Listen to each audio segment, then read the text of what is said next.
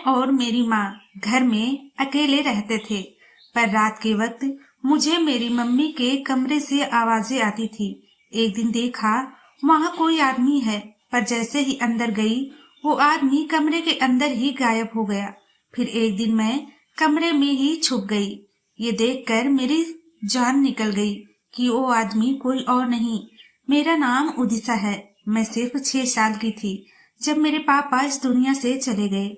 वो काम के सिलसिले में दूसरे शहर गए थे, जहाँ से खबर आई कि वो इस दुनिया में नहीं रहे। वहाँ पर आग लग गई थी, उनकी लाश भी किसी को नहीं मिली। मेरे लिए यह खबर बहुत बुरी थी, क्योंकि मैं उनसे बहुत मोहब्बत करती थी।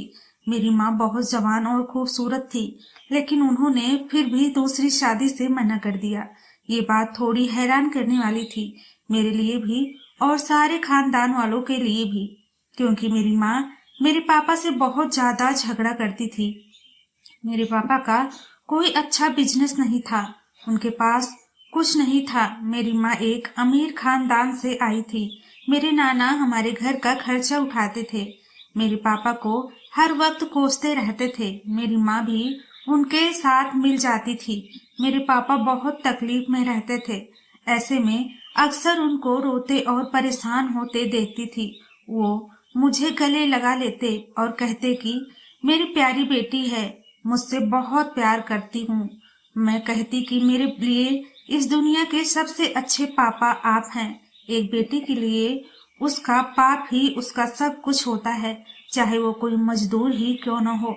लेकिन मेरे पापा मुझे छोड़कर चले गए।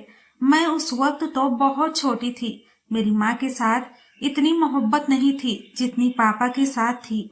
छोटी थी, ये दुख किसी तरह मैंने बर्दाश्त कर लिया, लेकिन इसको अपने दिमाग में बैठा लिया और मैं बहुत सारे बीमारी में शिकार हो गई, जिसमें सबसे बड़ा दिक्कत ये था कि मुझे बिल्कुल भी खुद पर भरोसा नहीं था।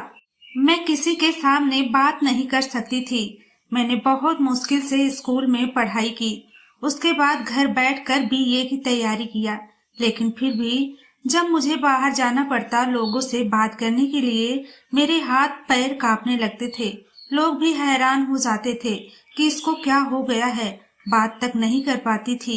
मुझे ऐसा लगता था कि मैं अकेली हूँ। मेरी माँ, उनकी जिंदगी में कोई फर्क नहीं आया था। वो अभी भी तैयार होती थी, अपना ख्याल रखती थी, बाहर जाती थी। मैं इस दुनिया से और अपनी माँ से दूर रहना चाहती थी, इसलिए मैं अपने घर में जो अतिथियों के लिए एक कमरा साइड पर बना था उसमें रहने लगी। मैं उस कमरे में ही आराम करती थी, क्योंकि वो कमरा बाहर था और उसकी छत खराब हो गई थी, इसीलिए वहां पर पानी भरना शुरू हो गया। मेरी माँ ने मुझे कहा कि मैं वापस घर के अंदर आ जाऊं। अंदर कुछ कमरे खाली हैं, मुझे बाहर रहने की जरूरत नहीं है। मैं अंदर नहीं आना चाहती थी, पर जब मेरी मजबूरी थी मैं घर के अंदर आ गई। मेरे कमरे के अंदर सामने वाला कमरा मेरी माँ का था। मेरे कमरे से उनके कमरे की खिड़कियां भी नजर आती थीं। बचपन में भी मेरा यही कमरा होता था। मैं इसलिए यहाँ पर आना नहीं चाहती थी, क्योंकि फिर मुझे बार बार मेरे पापा की याद आती। मैंने एक डॉक्टर से भी बात की हुई थी। मैं हर सोमवार को आ जाया करती। वो भी मुझे यही कहती कि तुझने अपने पापा की मौत को अपने दिल पर ले लिया है, जो तुम्हारे अंदर डर पैदा कर दिया है, जिसकी वजह से तुम्हारी जिंदगी बर्बाद हो रही है। लेकिन तुम्हें खुद पर काबू पाना होगा, क्योंकि वो तो इस दुनिया से चले गए हैं, पर तुम्हें इस दुनिया में रहना है। लोगों से बातचीत करना होगी। किस तरह तुम लोगों से बातचीत करोगी, कैसे गुजारा होगा। मैं खुद अपने लिए बहुत परेशान थी, क्योंकि मेरी उम्र 18 साल हो गई थी। अब मैं कानूनी बालिग थी। मुझे अपने काम खुद करने चाहिए थे, अपनी देखभाल खुद करनी चाहिए थी। मेरी माँ पर मुझे वैसे भी कोई भरोसा नहीं था। अब मैं घर के अंदर आ गई थी तो मैंने अजीब बात नोट की, और वो एक ही रात को मेरी माँ के कमरे से कुछ आवाजें आ रही थी। ऐसा लगता था उनके कमरे में कोई है। पहली रात को मैंने सोचा शायद ये मेरा वहम हो रहा है, और मैंने इस बात पर ध्यान नहीं दिया। लेकिन दूसरी रात मैंने खुद अपने कानों से आवाज सुनी और जाकर कमरे पर दस्तक दी। कमरे की लाइट ऑन थी। इसका मतलब कि मेरी माँ जाग रही थी, लेकिन वो इस तरह उठकर बाहर आई जैसे नींद से उठी हों, जबकि उनके चेहरे पर भी मेकअप लगा हुआ था। मैंने कहा, आप जाग रही हैं?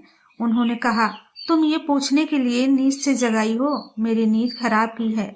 मैंने कहा, नहीं, मैं सो नहीं रही, क्योंकि मुझे आवाजें आ रही हैं। उन्होंने कहा, मुझसे टीवी ऑन रह गया था, टीवी की आवाज भी अभी अभी मैंने बंद किया है। मैंने कहा, अच्छा, मुझे लगा आपके कमरे में कोई है। मेरी मम्मी ने कहा कि तुम पागल तो नहीं हो गई हो, इस वक्त मेरे कमरे में कौन हो सकता है?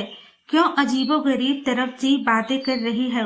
मेरी मम्मी ने गुस्सा कर दिया। मैं शर्मिंदी हो गई, क्योंकि उनका गुस्सा सही था। मुझे ऐसी बात नहीं करनी चाहिए थी। खैर, मैंने उनसे माफी मांगी और कहा, दोबारा ऐसा कुछ नहीं होगा। सुबह में वह काम पर चली गईं। मैं उनके कमरे में गई। मुझे लगा कि मुझे रात को उनके साथ इस तरह बात नहीं करनी चाहिए थी, इसलिए उनको खुश रहने के लिए मैंने उनके कमरे की सफाई शुरू कर दी। मैंने सोचा कमरा साफ करूंगी तो वो खुश हो जाएंगी। मैं कमरे की सफाई रूटीन वाली सफाई नहीं कर रही थी। मैं कमरे को बहुत अच्छी तरह साफ करना चाहती थी, लेकिन अभी मैंने काम करना शुरू ही किया था कि मुझे एक ऐसी चीज मिली जिसका मेरी माँ के साथ कोई लेना देना नहीं था। मैं मर्दों की चीज थी, यूँ कहना चाहिए शादीशुदा लोगों की चीज थी, जो इस कमरे में नहीं होनी चाहिए थी, लेकिन इस कमरे में पड़ी हुई थी, वो भी बेड के नीचे। मैं पूरी तरह हैरान रह गई और इसके बारे में अपनी माँ से भी पूछ नहीं सकती थी, क्योंकि मुझे शर्म आ रही थी। लेकिन ये चीज कमरे से क्या कर रही थी? अभी सफाई नहीं हुई थी। मुझे दरवाजे पर हलचल की आवाज आ रही थी। मुझे लगा मेरी माँ वापस आ गई है। मैं अपने कमरे में आ गई। मैंने कमरा साफ करने का बात अपने दिल से निकाल दिया। अगले दिन मुझे एक और भी सच पता चला। वो एक ही मेरी माँ के कमरे में टीवी तो लगा हुआ था, लेकिन वह टीवी खराब था। ये बात मुझे नौकरानी ने बताई, जो एक हफ्ते में एक बार आती थी। उसने कहा, वह टीवी तो कब से खराब है, आपकी मम्मी तो कह रही थी ठीक ही नहीं होगा। मुझे वह कह रही थी तुम ले जाओ, अगर ठीक हो गया तो अपने बच्चों के लिए चला लेना। मैंने अपने पति को कहा कि वो आकर उठा लाएं, लेकिन मेरा पति उठाने नहीं आया। वो बहुत निकम्मा है। उसने तो अपनी परेशानी बताना शुरू कर दिए, लेकिन यहाँ पर मेरा ध्यान सिर्फ इस बात पर था कि अगर टीवी खराब था तो इसका मतलब मेरी माँ ने उस रात टीवी नहीं चलाया हुआ था। फिर उसके कमरे से किस मर्द की आवाज कैसे आ रही थी? क्या ये सब कुछ झूठा था? मैंने तो अपनी जिंदगी के काफी साल अपनी तन्हाई में इस तरह घर के बाहर बने कमरे में गुजार दिए थे। मैं घर के अंदर आई तो मुझे इन सारी बातों के बारे में पता चल रहा था। कमरा काफी छोटा था, जिसमें सिर्फ 2 मेहमानों के रहने की जगह थी। वहाँ बाथरूम भी नहीं था। बाथरूम बहुत पीछे बना हुआ था। सर्दियों में मुझे बिल्कुल बाहर जाना पड़ता था। मेरी माँ ने मुझे कभी ये नहीं कहा, तुम अंदर आ जाओ, इस कमरे में तुम कैसे रहती हो? कमरा ठीक नहीं है, तुम्हें बाथरूम के लिए बाहर जाना होता है, सर्दी लग जाएगी। आखिर मैं उनकी इकलौती बेटी थी। ये तो अब कमरा टूट ही गया था। तब माँ ने मुझे अंदर बुला लिया। ये घर वैसे ही बहुत पुराना था। ये घर मेरे पापा का नहीं था, मेरे नाना का था। यह एक पुरानी हवेली थी, जिसके 2 हिस्से हो चुके थे। बगल वाले हिस्से पर किसी ने कब्जा किया हुआ था और केस जीतकर उसको अपने नाम कर लिया था। हमारे पास थोड़ा बहुत हिस्सा था। घर तो शायद 100 साल पुराना था, जबकि अंग्रेजों के जमाने का था। कोई घर को देखता तो वो बहुत हैरान होता, कितना पुराना घर है, हम इसके अंदर से देखना चाहते हैं, वगैरह वगैरह। पर मेरा यहाँ बचपन गुजरा था, इसलिए मुझे इस घर से कोई खास लगाव नहीं था। मेरे नाना इस दुनिया से जा चुके थे, फिर भी हम महीने कुछ पैसे हमारे नाम आ जाते, जिसकी वजह से हमारा खर्चा चल रहा था। हमने नौकरानी रखी हुई थी। एक दिन मेरी माँ ने मुझे कहा कि तुम फालतू बैठी हो, मेरे बालों में कलर ही लगा दो। मैं तो ये सोच रही थी कि उन्हें इस उम्र में किसको इतना सज धज कर दिखाना था। मम्मी को देखकर बिल्कुल नहीं लगता था कि वो इतने सालों से विधवा हैं। वो अपना इतना ज्यादा ख्याल रखती, बिल्कुल ऐसे रखती जैसे शादीशुदा रहती हैं। एक बार दिवाली आई, अपनी माँ को मेहंदी लगाते हुए भी देखा था। अजीब लगता है कि वह अपने हाथों पर मेहंदी लगाए। किसी विधवा का तो दिल ही नहीं करेगा मेहंदी लगाने का। वो ये सोचेंगी कि मेहंदी तो हमेशा पति के नाम की होती है, और जब पति ही नहीं तो मेहंदी लगाकर क्या करना है। पर वो तो सारे काम करती थी जो शादीशुदा औरतें करती हैं। अपना बहुत ज्यादा ख्याल रखती थी। अब बाल सफेद होने लगे थे तो रंग लगा लेती थी, मेहंदी लगाती थी, अच्छे रंगों के कपड़े पहनती थी, हर त्योहार पर तैयार होती थी, अपने पैरों को साफ रखती थी, हाथों के नाखूनों पर नेल पॉलिश लगा कर रखती, अपने आप को सजा संवार कर रखती। मैं ज्यादातर तो अपना ख्याल नहीं रखती थी जितना मेरी माँ अपना ख्याल रखती थी। मैंने सुना मेरी मम्मी और पापा की लव मैरिज थी, तभी तो मेरी अमीर माँ ने गरीब आदमी से शादी की थी, वरना मेरे नाना कभी भी रिश्ता न होने देते। वो फौजी में रह चुके थे, बड़े ही सख्त इंसान थे। एक रात मुझे फिर से मम्मी के कमरे में आवाजें आई। मैंने अपना कान लगाकर सुना। मुझे मर्द की आवाज आई। कोई मर्द बोल रहा था। मेरी माँ हंस रही थी, मेरी माँ शर्मा रही थी। ऐसा लगता था वो माँ की तारीफ कर रहा है और वह शर्मा रही हैं। मैं कमरे में नहीं गई, लेकिन मुझे इतना जरूर कन्फर्म हो गया था, अगर कोई मर्द था। कुछ दिन बाद मेरे पापा की बरसी थी। मैं हमेशा अपने पापा की बरसी पर इस तरह उदास हो जाती जैसे आज ही वो इस दुनिया से गए हैं। मैं अपनी माँ को देखने लगी। वो तैयार होकर बाहर आई। मैंने देखा, मैंने कहा कि आज तो आप सादा कपड़े पहन लेती। कहते हैं अगर विधवा फैशन करे तो उसके पति को तकलीफ पहुंचती है। मेरी माँ ने कहा, क्या मतलब? मैंने कहा, आज पापा की बरसी है। उन्होंने अजीब सी शक्ल बना ली थी। कहा, फिर तुम क्या करने वाली हो? मैंने कहा, मैं हर बार की तरह गरीबों की मदद करूंगी। उन्होंने कहा, जाओ गरीबों की मदद करो। मैंने कहा, कहीं जा रही हो? मेरी माँ, एक दोस्त की शादी है। मैंने कहा, आपके पति की बरसी है, आप शादी में जा रही हैं? उन्होंने कहा, बरसी तो हर साल आती है, मरने वालों के साथ कोई मर नहीं जाता। मेरी दोस्त भी बहुत अच्छी है, उसका एक जवान बेटा है जो शहर में रहता है। मैं उसके साथ तुम्हारी शादी करवाना चाहती हूँ, तो मुझे जाना ही पड़ेगा।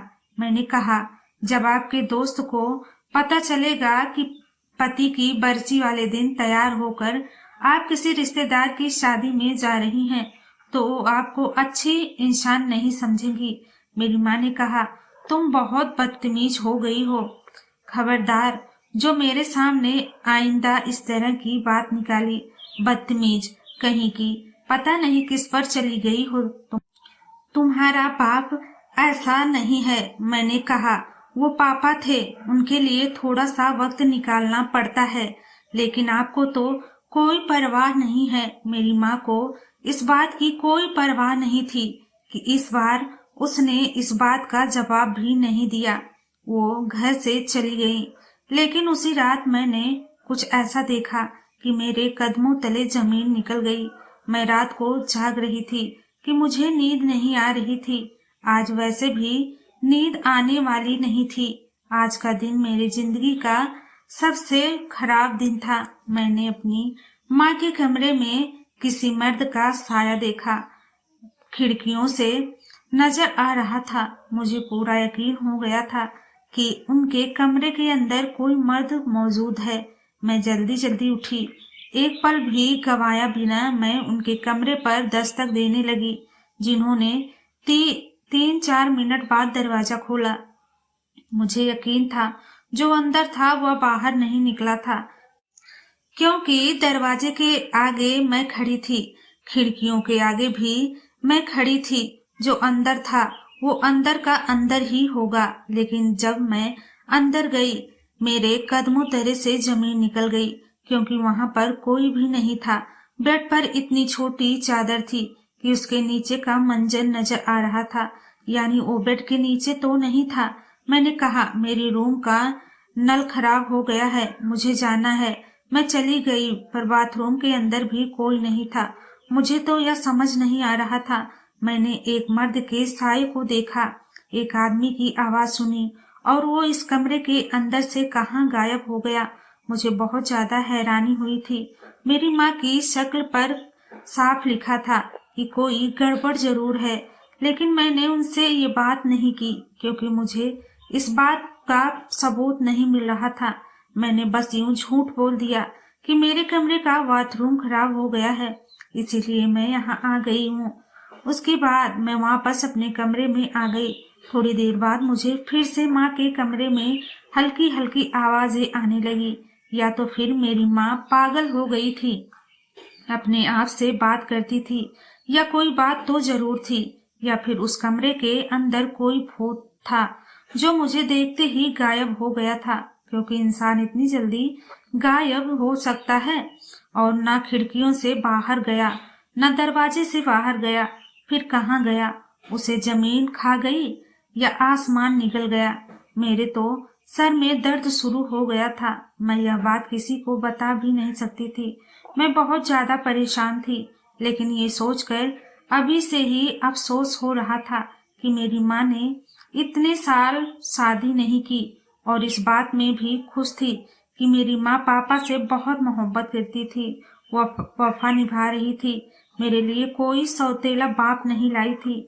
लेकिन अब तो कोई जरूर चक्कर था। मेरी माँ की जिंदगी में कोई आदमी आ चुका था, और मेरी माँ उसके साथ बहुत ज्यादा बुरा काम कर रही थी, वरना वो कमरे में क्या करते थे मुझे यकीन नहीं हो रहा था। मुझे पक्का सबूत चाहिए था, क्योंकि मैं अपनी माँ को ये बताना चाहती थी कि मैं बच्ची नहीं हूँ। मुझे सारी बातों के बारे में पता चल चुका है। अगर ऐसा होता तो उसके बाद मैं इस घर में कभी न रहती और यहाँ से चली जाती, क्योंकि इस तरह से मेरे पापा की यादों में तकलीफें पहुंचा रही थी। मैं बहुत परेशान थी, मैं बहुत उदास भी थी, लेकिन इस परेशानी के साथ साथ मुझे एक प्लान की जरूरत थी। मुझे सब कुछ जानने के लिए किसी अच्छे प्लान की जरूरत थी।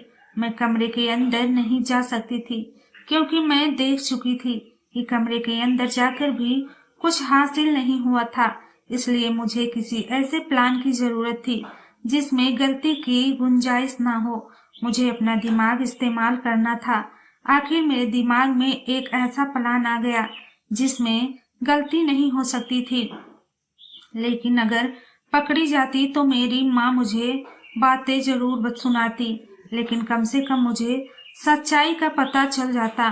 वैसे मुझे लगता था कि बातें सुनाने की बारी मेरी थी, उनकी नहीं। इसलिए मैंने सोच लिया कि मुझे क्या करना है। मैंने अपनी माँ को कहा, आज एक दोस्त के घर पढ़ाई करने के लिए जाना है, मैं रात को वहीं पर रहूंगी। मेरी माँ ने कहा, चलो अच्छी बात है, तुमने भी कोई न कोई प्लान बना लिया, वरना तो तुम घर से बाहर नहीं निकलती। शायद उनको इस बात की खुशी थी कि मैं घर पर नहीं रहूंगी, इसलिए मैंने उनको फोन करके कहा कि मैं अपनी दोस्त के घर चली गई, जबकि मैं अभी घर में बाहर नहीं थी। उन्होंने कहा, ठीक है, सुबह आराम से घर आ जाना। पर मैं अपनी सहेली के घर गई हुई नहीं थी, मैं उनके कमरे में छुप गई थी। मेरी जगह छुपी थी जहां वो मुझे तलाश ना कर सके और मैं देख भी सकूं कि क्या हो रहा है। मेरी माँ कमरे में आई और कमरे में आते ही तैयार होने शुरू कर दिया। उसके बाद उस कमरे में वो हुआ जो देखकर मेरे कदम तले से जमीन निकल गई। मेरी माँ ने जमीन से कालीन उठाया, जिसको हम कभी भी जमीन से नहीं उठाते थे। वो बहुत ज्यादा भारी था। उसके नीचे जो चीज थी वो मैं देखकर हैरान रह गई। उसके नीचे कैद खाने का दरवाजा था, मेरी माँ ने कैद खाने का दरवाजा जोर से खोल दिया। उसमें से एक इंसान निकला जिसको देखकर मेरी मम्मी गले लग गई। मुझे ऐसा लगा मेरी सांस रुक गई या फिर मैं मर जाऊंगी, क्योंकि वो शख्स कोई और नहीं बल्कि मेरा बाप था, जो कि आज से कई साल पहले ही मर चुका था। फिर वहां पर क्या कर रहा था? इससे पहले वो लोग कुछ और करते, मुझे सामने आना ही पड़ा। वो लोग मुझे देखकर हैरान रह गए। मैं भी हैरान थी। मैं अपने बाप के गले लगी। उन्होंने मुझे प्यार किया और कहा, तुम कैसी हो? मैंने कहा, आप जिंदा हैं। फिर आपने मरने का नाटक क्यों किया? उन्होंने कहा, बेटा मैं एक बहुत बड़ा आदमी था, पर मेरे पास कुछ भी नहीं था, लेकिन एक चीज थी, वो थी लाइफ इंश्योरेंस, जो मेरे पापा ने करवाई थी। मेरा इस दुनिया के लिए मरना जरूरी था, मगर मैं मर जाता तो इंश्योरेंस वाले हर महीने 2 लाख भेज देंगे। मेरे पास और कोई ऑप्शन नहीं था। तुम्हारे नाना का भी सब कुछ बिका हुआ था। इसके बाद कुछ भी नहीं था, बस दुनिया वालों के सामने भरम बनाकर बैठे थे। मैंने मर जाने की एक्टिंग की, इंश्योरेंस वालों को यकीन दिलाया कि मैं मर चुका हूँ। फिर महीने के 2 लाख आने लगे और बिना काम के ही जिंदगी के मजे लेता रहा। पत्नी के करीब था, मुझे कोई गम भी नहीं करना पड़ा। इसके नीचे मेरा कमरा है जहाँ पर टीवी है। मैं सुख का जिंदगी गुजार रहा हूँ। देखो इतनी अकल किसमें होगी, वरना अगर मैं काम भी करता तो इतने पैसे न कमाता। मैंने अपने बाप को हैरान होकर देखा और कहा, आपकी मौत की वजह से मेरी जिंदगी बर्बाद हो गई। मैं एक मरीज बन गई और आप यहाँ से बात सोचकर खुश हो रहे हैं कि आपने बहुत बड़ा तीर मार लिया। आपने इस दुनिया की सबसे बड़ी बेवकूफी की है। मेरे पापा ने मुझे बातें सुनना शुरू कर दिया कि तुम्हारे लिए मैंने यह सब कुछ किया। तुम्हारी पढ़ाई के पैसे, तुम्हारा खर्चा, सब कुछ तुम्हें मिलता रहा। कभी किसी चीज की कमी नहीं हुई। अगर मैं यह सब नहीं करता तो तुम्हारे पास खाने को कुछ नहीं होता। मैंने अपने बाप को हैरान होकर देखा। मैंने कहा, आपने मेरी जिंदगी बर्बाद कर दी और आप खुश हैं। अगर मैं आपकी जगह होती तो मैं 3 वक्त की जगह 1 वक्त की रोटी खाना पसंद करती, लेकिन कभी भी खुद को कैद करना पसंद नहीं करती। मुझे अफसोस है आपके लिए। मैंने अपनी जिंदगी बर्बाद की, रो रो कर अपना बुरा हाल कर दिया। मुझे ऐसा बिल्कुल नहीं करना चाहिए था। अब मेरा भरोसा वापस आ गया, बीमारी भी खत्म हो गई और अब मुझे पता है कि मुझे इस जिंदगी में क्या करना है। धन्यवाद दोस्तों।